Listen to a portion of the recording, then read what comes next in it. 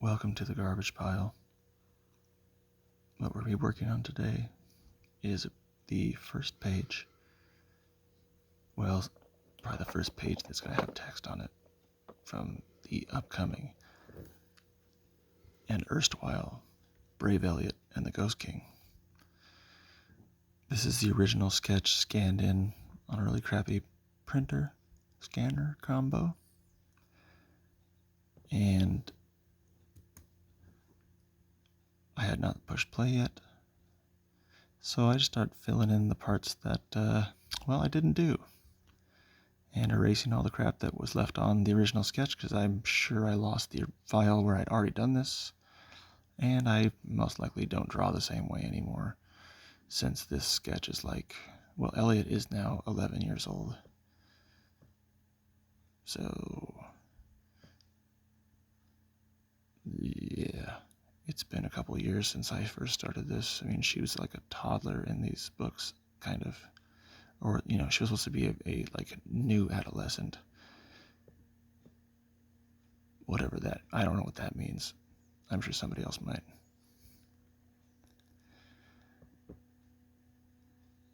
Yeah, I'm always really bad at painting at first. I always choose a really tiny brush, and then I'm like, why am I doing this? I'm either going to paint over the ears or overspill is always the concern, right? If I knew how to mask or cared to use it, I wouldn't have that problem. But you can see the level of cleanliness at which I work, so I think we all know that's not going to happen for another couple of years. Or when I get like a weekend to do some tutorials and spend some real time with it. Whatever.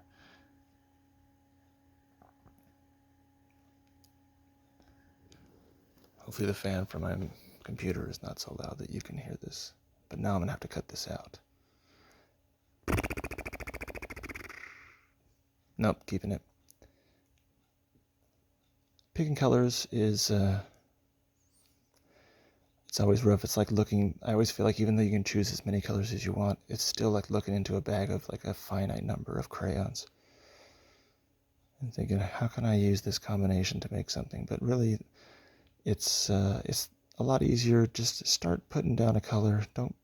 I used to really agonize over it, but you can make so many adjustments afterwards, so many screens and like different layers of transparency that it really doesn't matter what you start with. When you get to the end, if you don't like the balance of contrast and the hues and all that kind of saturation, even if you don't know how to adjust those from all the same place or the same menu, there are ways to affect those by just adding a new layer and setting it on multiply or overlay and just messing around with doing some cool lighting. I don't get into any of that on this video. It occurred to me afterward. I'm like, hey, I should really go back in there with some blue on the front of this figure so that she has some kind of cool lighting, like she's coming into town in the early part of the morning. But yeah, I'm just going to do not that. For this first part, it's just very basic two-tone. I will go ahead and waste all this time actually choosing these colors and choosing these 3 deep colors for each of these layers instead of what I do later on in this same drawing session, although it's hours later in the actual drawing time because we're running at 5 times right now. I will just make a tone layer, choose a dark brown, like almost a black brown, and then set the opacity of the layer to like 40 or 50 something, and set it to multiply, and then I'll just go and cell shade it, or just very, very thick, chunky shading that I will then kind of reinterpret after I slap it all down, because it comes right off. It's very easy to remove because it's digital, and Bob's your uncle. Well, Bob was my uncle. We lost him, and that was very sad. Love you, Stephanie.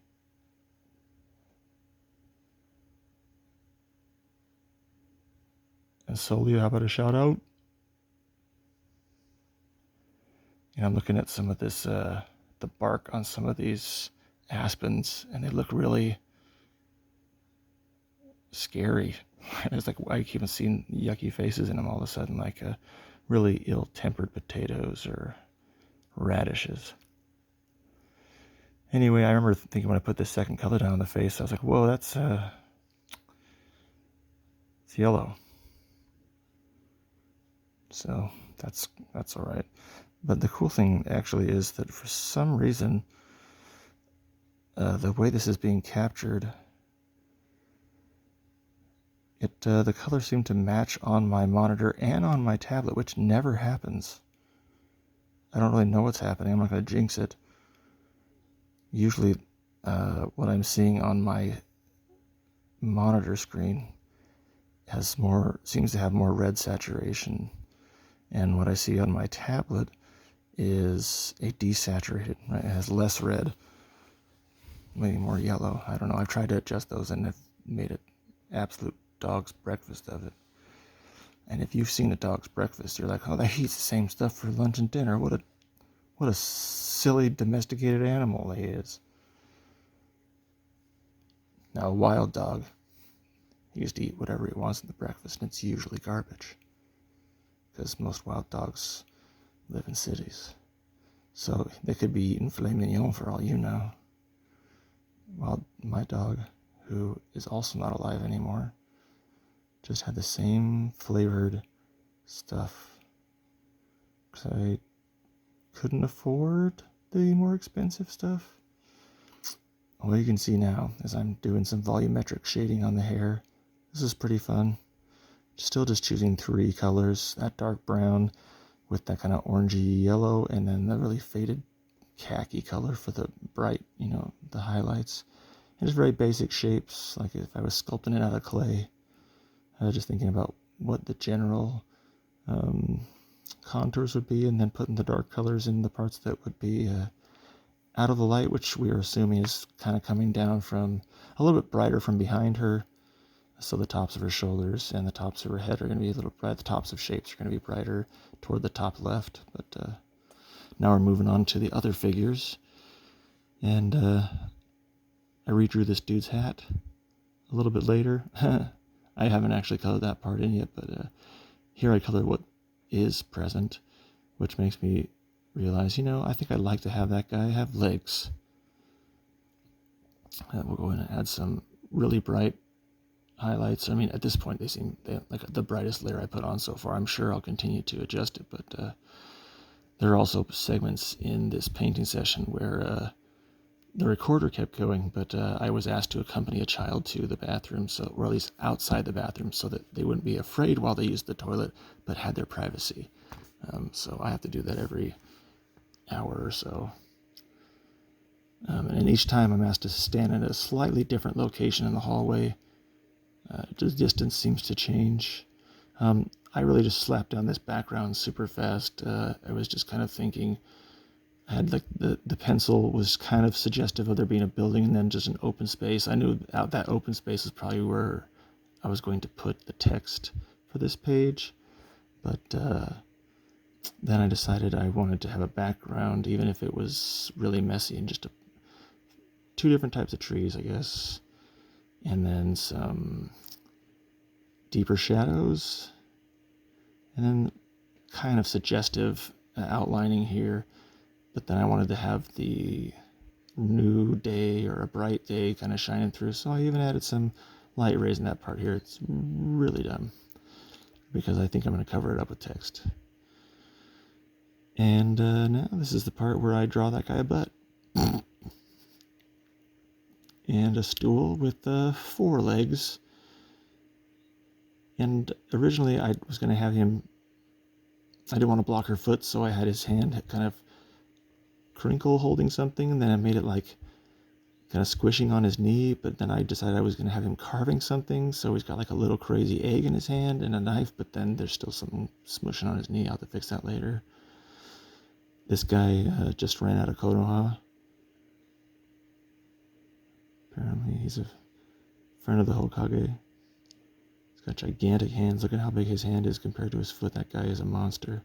That's Gus. Oh, hey, Brave Elliott, it's me, Gus.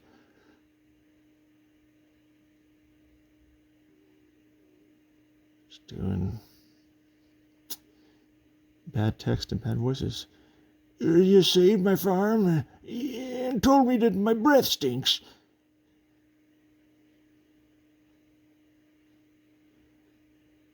Hey, remember that time you were in the Beatles?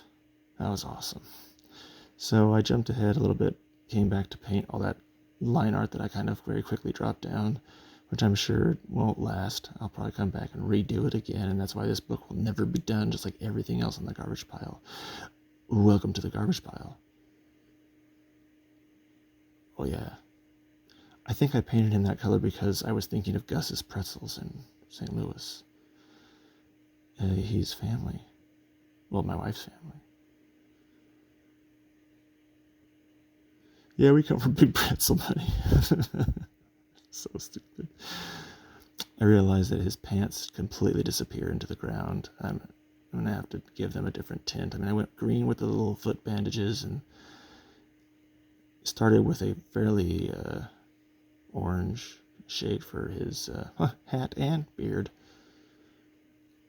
This is 5 times as well. Not that that matters. Just that's why the strokes might not be as obvious. And of course, this is a wet brush, just smudging everything and wetting it all together. I was doing circular motions here mostly to suggest at least a different type of texture for that part of the ground. I'll come back in with more detailed, smaller strokes later to clean up the shapes and shadows and stuff. But now this is where I made that layer. And I'm going to go cell shade, so you see how I don't have to pick the green or the orange, the brown, or the darker brown, or the dark gray, the gray blue. They just kind of get this nice little shaded effect now. I will go in with highlights that are selectively chosen off the palette, which will break up this weird two-tone uniformity that comes from the shaded layer, but I like the way it looks, or at least the way it helps to kind of carve parts of these people up, make them look more geometric, or at least volumetric. Oh, everyone's always talking about my volume. It's not polite.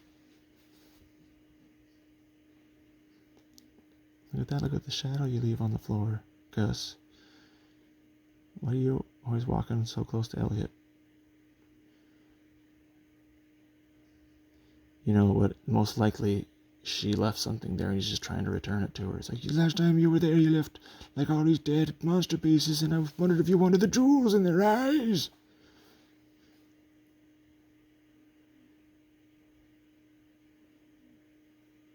Which, of course, makes me think of the Jewel Hearts and Brandon Sanderson stuff. So, I mean, wait a minute. Oh, no. Cut, I guess.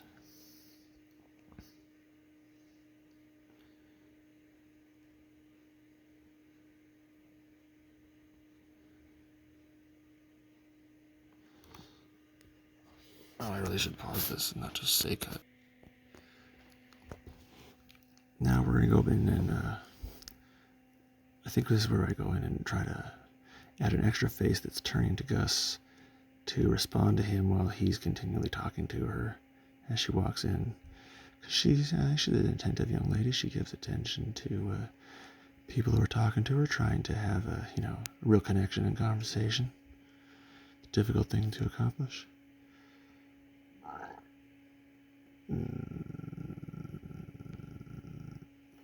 Ignore all those sounds. It's just my intestinal tract dying.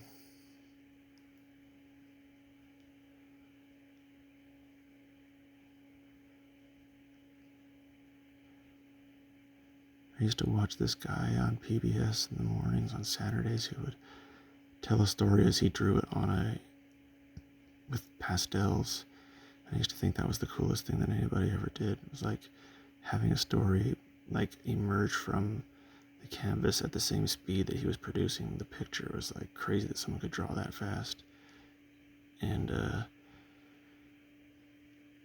I had really had a lot of fun trying to kind of do that at this part. Just be a lot messier, only pick a few colors and really use them in a very sculpty kind of way as far as planes, choosing big chunk blocky planes to fill in. I actually really like the way this turned out.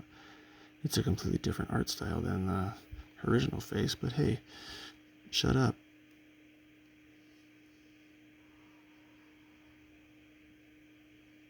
Yeah, I think this goes in after I kind of fine-tune some of the colors here. I try to go in and add some text. And of course I just do it on the exact same layer that all the lines are on, because that's so smart. And I intentionally had it overlapping the characters because that's kind of the energy of conversation around Elliott. I've noticed whenever I get to talk to her, there's always somebody else hanging around making lots of noise, and they're not really letting you hear everything. It's probably really bad publishing style or formatting, but they can also shut up. Yeah, this is where I got so impressed with this S that I wanted to keep it and use it in each iteration of S. Iterants. It looks like a Disney S.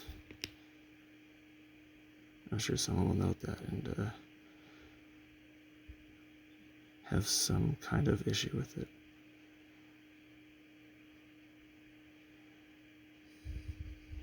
Don't we all, or shouldn't we all? So much that those wackadoos got up to. And now we start resculpting Gus's face. I went ahead and just kept the sloppy paint as the contour I was going to stick to, and just kind of outlined it. Said, "Hey, sure, it wasn't an accident. It's all happy accidents, like Bob Ross would say. So just keep it." And I wanted to clean up his bushy eyebrows a bit, clean the lines up since they were so messy, and rethink the shape of his face and the fact that we got to make sure we trace out his ocular cavities and another nostril, because we forgot that one.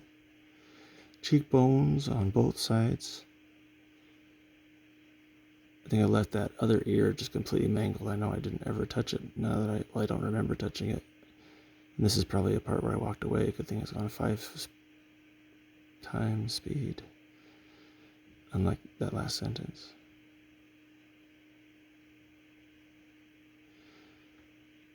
Well, I think this is actually approaching the end of our time here. I'm going to fix his face up a bit. His mouth, paint his teeth, and redraw his hand. I don't think I do too much on... I adjust his sleeve because I immediately notice after I do this collar, immediately after I do this completely different section, I wanted to add some kind of actual design to the collar, some hems anyway. I noticed that that would be a really short sleeve, so I'm like, I'll give him a longer sleeve, and then I'll have to add a cuff because that first part looks stupid, and then I'm like, well, blah blah blah.